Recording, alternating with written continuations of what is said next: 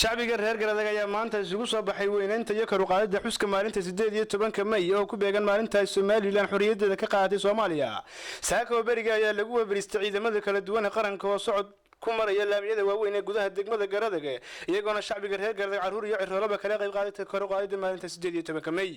Socod dheer oo lagu samaray shaariicada waaweyn ee magaalada ayaa la isugu soo bixiyay geedka caanka ah ee ku yaala degmada Garadage loona yaqaan geedka nabadda ama goob Garadage.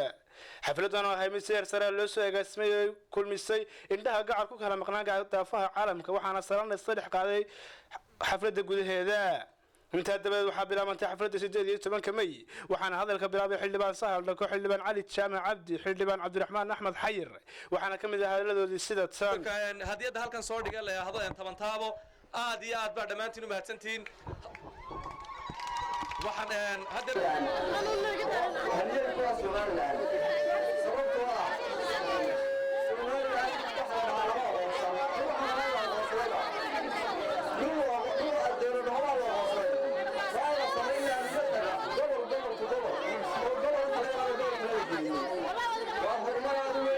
dhinaca kale maamulaha wasaaradda dhirta iyo daaqa hawlaha guud iyo guriyeynta waxbarashada gudoomiyaha ururka haweenka ee now waxayna yiraahdeen sida tan bismillaahir rahmaanir rahiim marka hore waxaan salaamayaa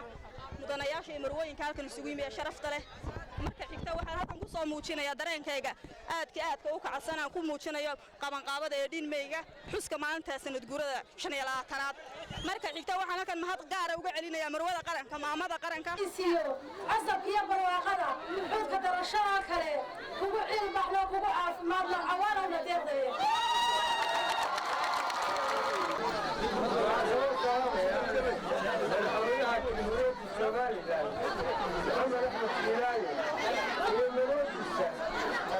ugu dambeyntii maayirka degmada Garadage oo si qoto dheer uga hadlay maalinta 18 May ayaa waxa uu yiri sida tan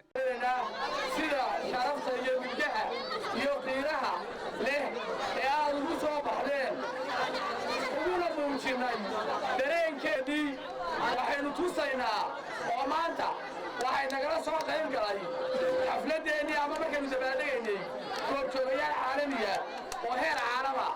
ayaa maanta inala jooga sida arkayseen